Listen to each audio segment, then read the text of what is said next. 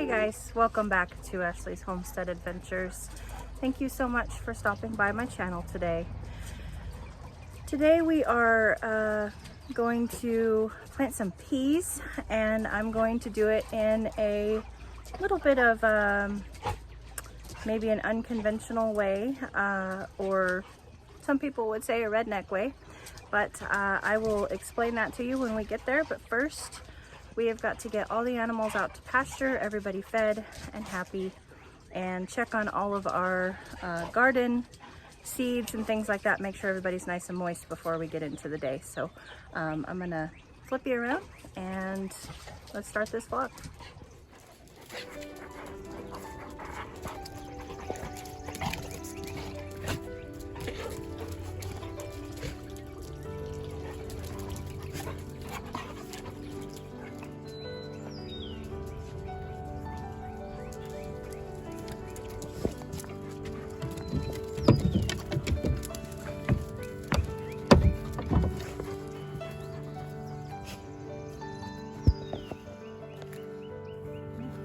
You don't belong there.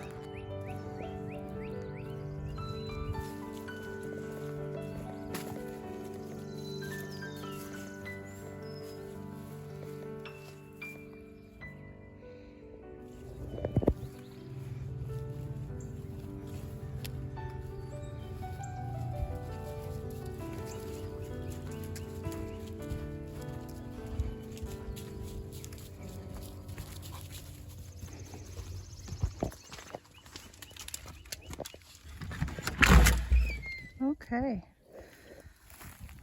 sheep are out. Look at how big they're getting. Oh, my Lanta. Missy Velvet's out, standing in her favorite corner. Everybody's happily grazing. Here's a cheap hack for anybody that is rotationally grazing, and do not touch that fence. Who's rotationally grazing and needs quick shelter and doesn't have the money to buy you know, a lot of lumber. I just took field fencing and I cut it to where it would arch, tied an old tarp to it. That tarp was at our temporary home in between homes in Oregon. After we sold our property in Oregon and then we moved to a friend's house temporarily, that tarp was actually up in the sheep pen there. So it's pretty beat up, it's frayed. But I just tied it to that piece of fencing. And then when I cut the fencing, I cut it to where it left the like mini stakes, you know, and I just push it into the ground every day, and it's light, easy to move, and it's not going to withstand any storms. But my sheep aren't out in storms. They're in the barn in storms. They only go out on nice days, and it gives them shade, and that is one thing that they do need, is they do need shade when they're out here. So, oh, you're making the happy face. Yeah.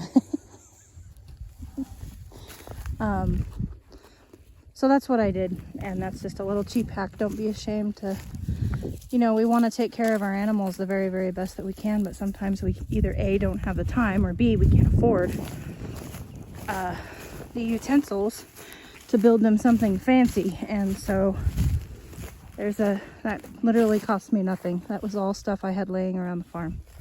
So they're out, and of course the bee's out. Hi, bee. Oh wow, that was exciting. You doing somersaults in the pasture?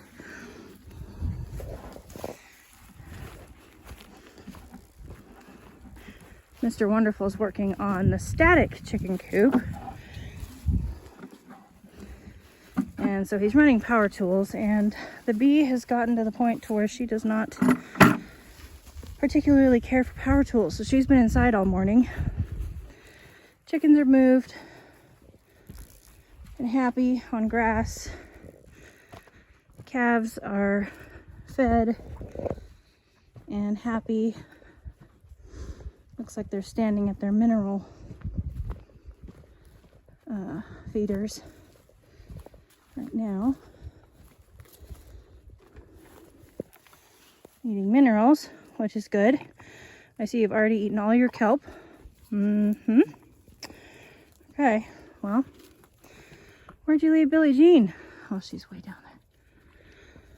I've done my daily weedy whacking and my barn's clean. So now we get to go to the garden. Oh, I started a fire. I pulled a load of miscellaneous wood out from the yard and got me a fire going.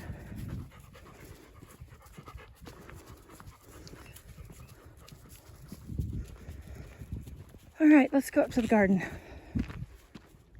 Okay, so I need to plant peas, and I don't really want, I don't want to take up space in the market garden right now for peas, because peas are going to fizzle out and they're probably not going to last all the way through the summer. So, and I wanted to do this experiment. I have all of these rings that we had around all of our fruit trees, which the orchard is looking fabulous, by the way. And we took them all off the fruit trees so that I could keep a better, mow around them, treat them, all of that. And now that I'm here full time, we never have deer back in this area, so I'm not worried about the deer. So I have all of these rings that are already made up, and I thought, gosh, there's got to be something that I can use them for. Well, I can use them for peas.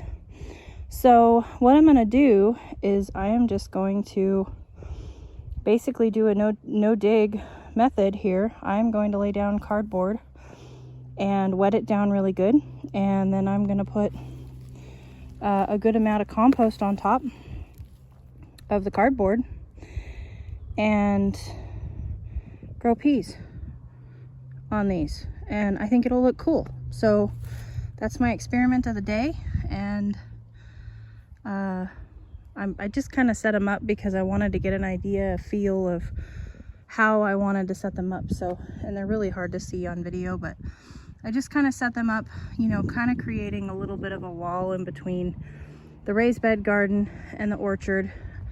And I'm not going to use all of these today, but I am going to probably use the first two. So I'm going to go get some cardboard and get to work.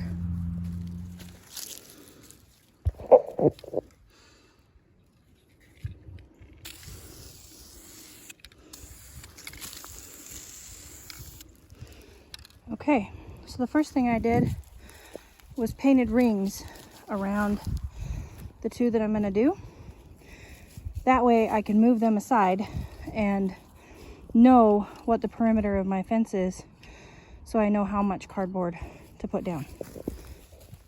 Okay, so cardboard down, and then flip back up the wire, and then put 8 to 12 inches of compost down. And I'm mixing topsoil and compost because I like the way that the topsoil holds in place, and of course the compost has the nutrients. So I'm mixing them, and I'll see how my plants do. If I need to, I'll add more compost to these, and from now on I'll top dress these with just compost. But to establish these beds, so to speak, I use that topsoil because I like the way that it sticks. It's got really good drainage, but at the same time it's got enough clay in it that it sticks really well. So cardboard, put your thing on, and then that way you can bury your thing in the in the compost, which if you live somewhere windy like I do, it's a good idea to do that. So not anything extravagant by any means. I mean, this is just filled fencing rings that I needed a job for, and the good looking job was to grow peas. So here we go. I'm gonna get that one done. Okay, next task was just to water them in, which as you can see the hose is out, so I have done that. And so I have just watered down the soil really good, and now they're ready to plant in. And again, I'll grow peas in them this spring, and then who knows, maybe it'll be dahlias or bachelor buttons, I don't know. But it's just another garden spot established, no dig. There's a ton of worms in this compost and everything, so I mean, I found big ones, like I can't even stretch my fingers that big. I actually put one. I wonder if I can find him. Look at my poor sad sweet potatoes. They're all wilty. I've watered them twice. I put him in here with the onions.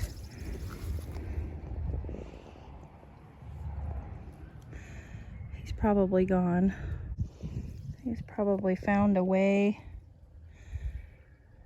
down into the ground already. That was a while ago. But look, you guys. Happy birthday to the potatoes. These are red golds. There's 3 of them planted here amongst the onions. Yeah, I put that little dude like right here. So I'm sure he found a good spot to go. And the sweet potatoes, I mean, I hope that they'll come. They're shocky because I just planted them yesterday. So I'm hoping that they'll bounce back. I'm watering them twice a day, keeping them nice and moist. I'm hoping that they'll bounce back, but geez, poor guys just look really sad. Okay, peas. Let's get some peas.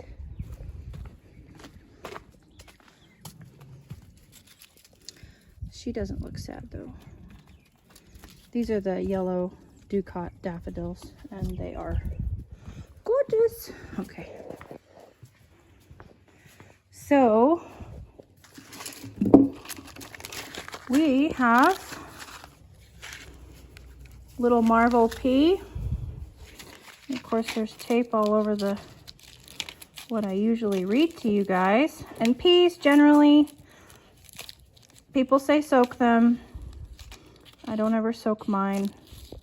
Takes them a little longer to come up, but I don't ever have a good enough schedule to be able to plan ahead. And I end up wasting peas because I soak them and then I don't get them planted. So little marvel pea is a tender, sweet, and juicy shell pea, which is why it's a popular variety with the home gardener. This is a sturdy plant bearing single and double pods, resistant to fusarium wilt, can be grown on a trellis or with pea sticks. And then we have sugar snap.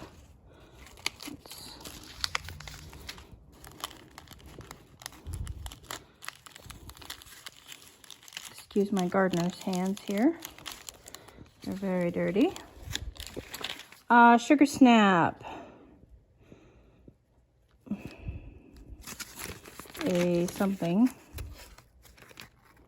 A winner of the All-American Selection Gold Medal Award, sugar snap pole has also been called the vegetable of the century. Pick the pods young when tender and crisp. Eat whole, raw, stir-fried, or cooked lightly as you would green beans. Can be grown on trellises or supported by pea sticks.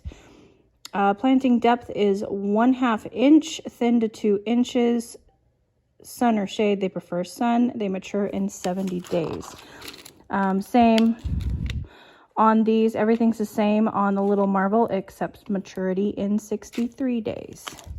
So I am going to go out to these little trellises that I just put in, and I am going to plant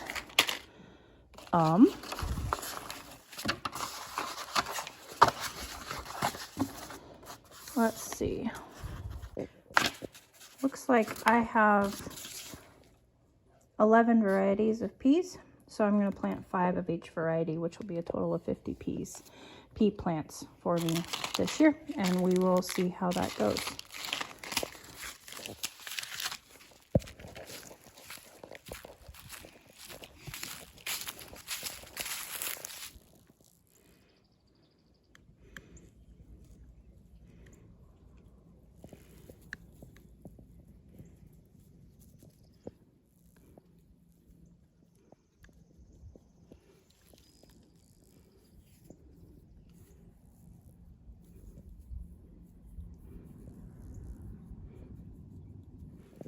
I'm putting an empty plant tag here to tell myself where I stopped, so that I know where to pick up with whatever else I decide to plant on this trellis. Water them in really good again.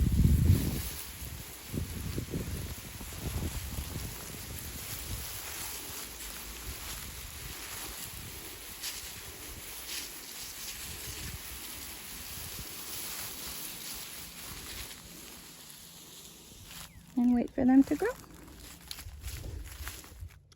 Okay, up next is Aunt Molly's ground cherry. And it says, Polish heirloom variety has unusually fine flavor, very sweet with a nice hint of tartness, an excellent choice for pies and preserves. Start indoors 6 to 8 weeks prior to last frost. Cover lightly with soil. Do not allow soil to dry out. So again, I am past my last frost, but I'm behind the game, and that is okay. I have 200 days of growing season. So because I have heard that these are hard to start in the ground just by direct seeding them, I'm going to go ahead and start them inside. And it is 1/8 of an inch deep and sprouts in 6 to 14 days. And I've heard that sometimes these guys can even take longer. So I'm going to get these guys in and we'll move on to the next one. Okay, tomato, Sun Gold Select. 70 to 80 days. This is a selection from the regular Sun Gold tomato by German tomato breeder Reinhard Kraft. It is one of the tastiest orange cherry tomatoes out there. This selection may occasionally produce red fruit. Planting instructions: start indoors 6 to 10 weeks before last frost. Heat mat helps to warm soil and speed germination. 7 to 14 days is germination time. 1/8 of an inch deep. Plant spacing 24 inches apart. And I'm planting 2 of these. Pepper, Violet Sparkle. Look at that pepper, isn't that gorgeous? Wow. Violet Sparkle, originally sent to us from a Russian seed tender, pointed wedge-shaped fruit is purple streaked with pale yellow, ripening to red, sweet and crisp. Start indoors in bright light 8 to 12 weeks before last frost. Heat mat helps to warm the soil. Peppers often appreciate a bit of afternoon shade during the hottest weathers of the summer. Sprouts in 7 to 10 days. Seed depth 1/4 inch, and I'm planting 2 of them. Pepper, Trepidera Werner. Isn't that a cute pepper?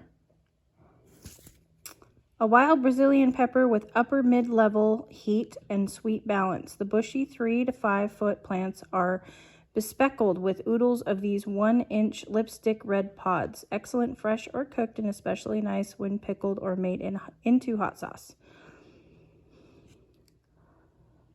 Start indoors, helps to have a heat mat, germinates in 10 to 14 days, seed depth 1/4 inch, plant spacing 14 to 18 inches apart. And I'm planting 2. Sugar Rush Peach. Exciting new heirloom bred by hot pepper prodigy Chris Fowler of Wales. Long peach colored fruit are packed with loads of super sweet tropical flavor, and the seeds bring a smoky, complex heat. Same as all the other peppers for planting instructions. And I actually picked this one up because it is one of my favorite homesteaders' favorite peppers, Jess with Roots and Refuge.